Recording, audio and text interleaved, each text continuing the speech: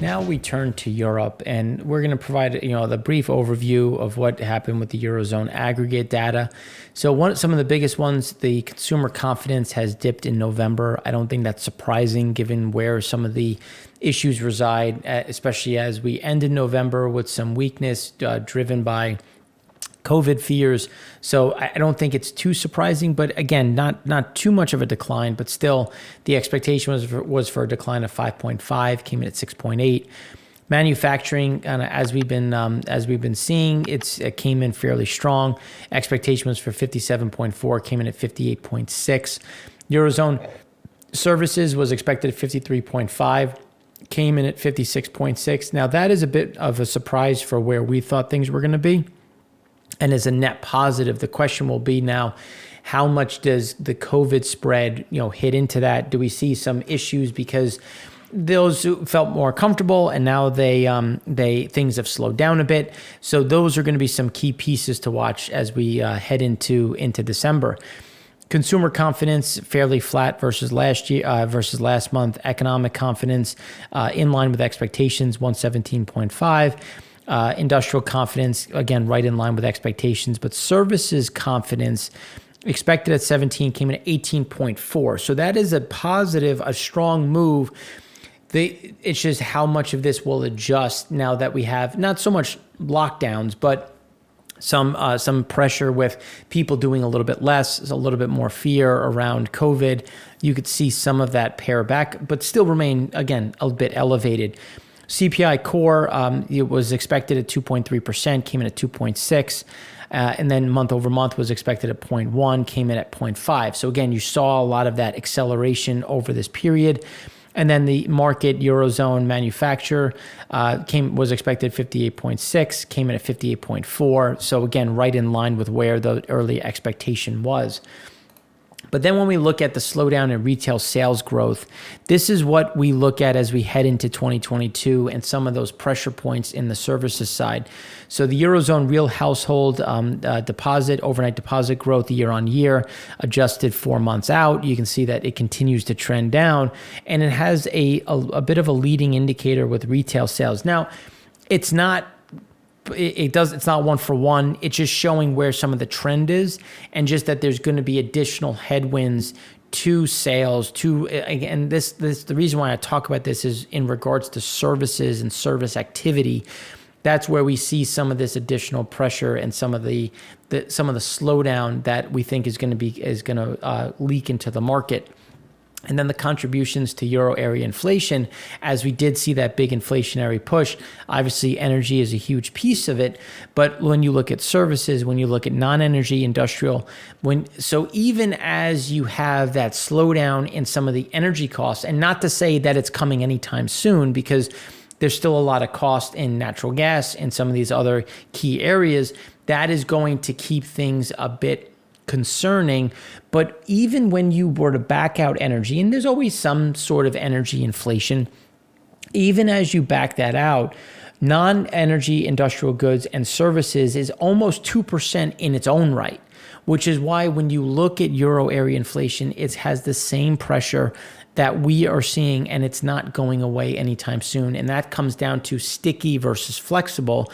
Energy prices can go up, they can go down. Gasoline can move around a bit more fluid than some of these others, and that's where we'll see some of these adjustments.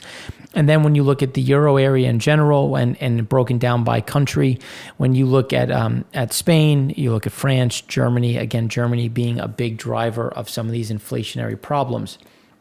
And now when we look at just trying to chart so you get an idea of where it is going back to 2003, where inflation is in comparison. Even it's now taken out the highs from 2008, and we continue to see this is specifically in Europe, where the U.S. is seeing a bit of a slowdown, and we do see more of an acceleration continuing in November and even into parts of December, depending on how reduced activity gets because of the new variant, will dictate just how much it'll increase. But we do expect a positive contribution in both months.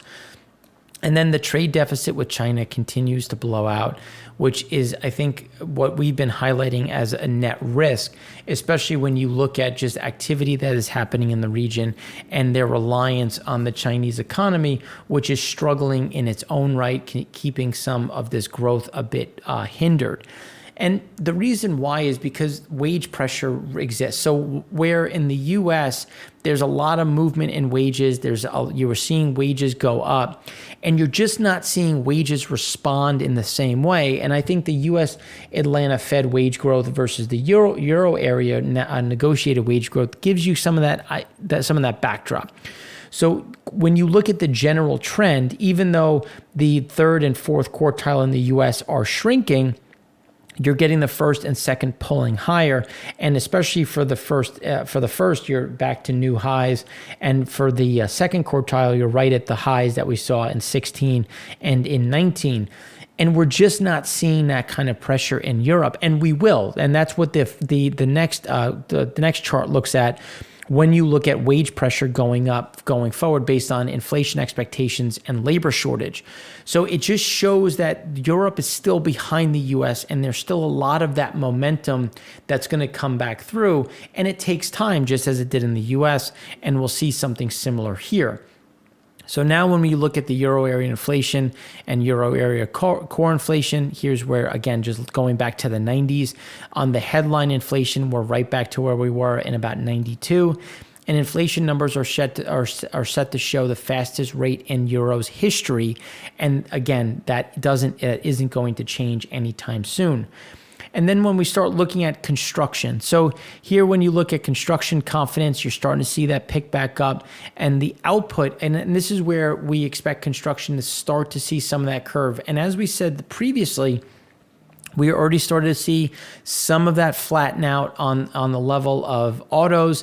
And as that flattens out, you'll start to see that pick back up. So we did expect to see some of that stabilization on the manufacturing side. And this is just, again, kind of confirming what we've already seen.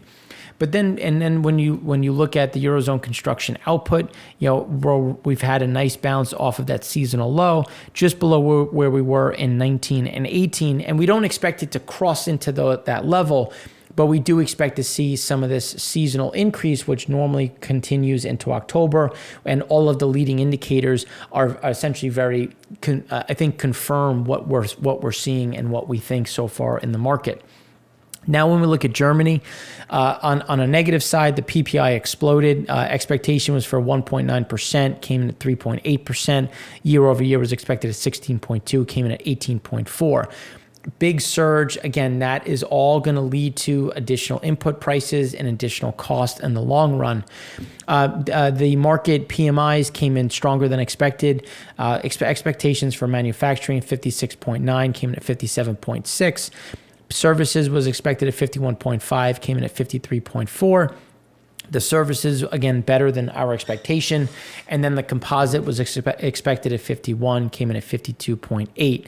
Now, when we look at the IFO, that's where we're starting to see a little bit of a slowdown, but not too much, just fairly in line with expectations.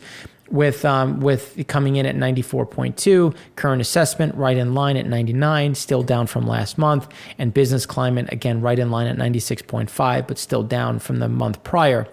So here when we start looking at private consumption, nice little pop, but the import prices.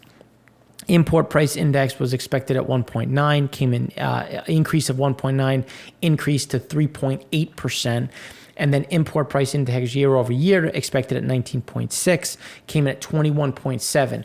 So again, all of that just shows the momentum behind that inflation, which is why you're starting to see current assessment of the business of the current assessment of the economy slowing a bit, business climate slowing a bit, because they're seeing this inflationary pressure and the costs that are going to be put back into the system, and you're starting to see some of those concerns. So then when we look at German manufacturing PMI starting to level off, as we were saying, you saw some of those autos come back, and what we think that you're going to get some of that settling a little bit closer to about 55, but just based on supplier deliveries, all of those things, that will keep us a bit elevated up here. And then as supplier deliveries get a bit better, we expect that to creep back down to closer to that 55 level. German retail sales, excluding motor vehicles, right back to the trend line. We expect that to come down a bit more, but still remain well within that, let's just say a comfort zone, though we do expect to see a little bit of a dip. And then when we look at the German IFO back in contraction territory for industrial output. So from a momentum perspective, again, and this is even before we see the true lockdown effects, 0% growth in Germany in 2022. Is it likely? And so I'm going to say no. I think we'll still get some growth, but this is just showing where some of the momentum is heading, and you're starting to see some of that weaken a bit.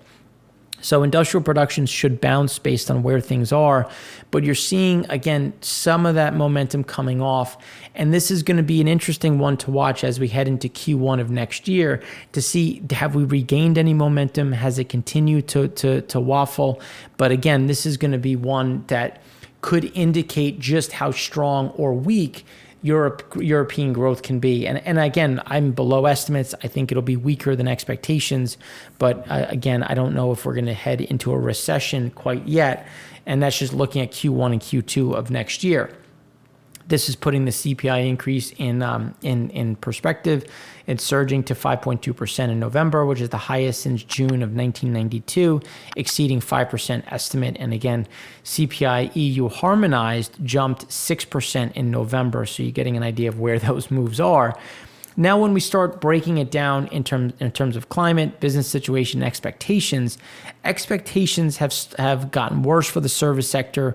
We think that's, again, going to pull that down a bit. Manufacturing starting to stabilize. That's what we've been talking about. But then when you look at trade coming down again, construction starting to roll a bit, that's where we see some of this getting pulled lower.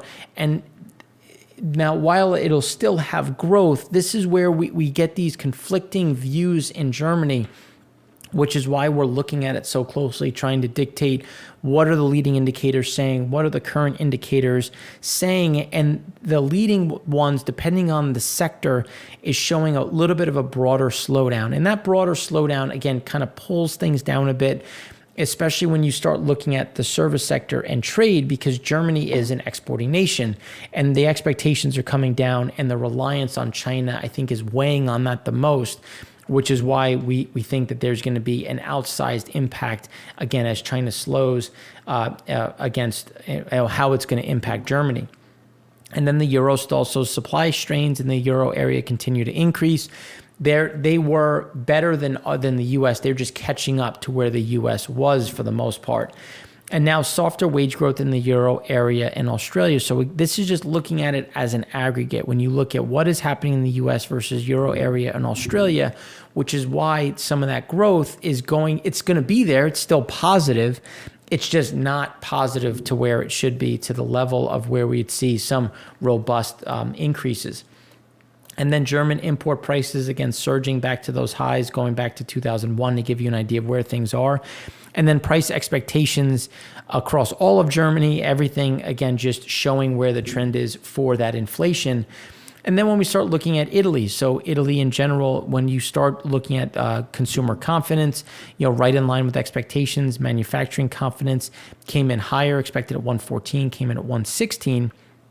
Economic sentiment, same as last month at about 115, but PPI year over year. Last month was 15.6%, came in at 25.3%. PPI month over month, last month was 1.9%, came in at 9.4%. This is what is going to derail the Italian economy. They have been going very strong. This inflationary pressure is really what eats into some of that growth. It'll still be a bright spot, but that kind of growth is going to be a big problem to absorb in the Italian economy, putting a bit of a damper on how we were viewing things heading into 2022. Now, when we round this out with France, the unemployment rate ticked up a bit from expected at 7.9%, came in at 8.1%. Then when we look at market, France manufacturing PMI expected at 53.1, came in at 54.6. Services was expected at 55.5, came in at 58.2. again, putting us the composite well above estimates at 56.3.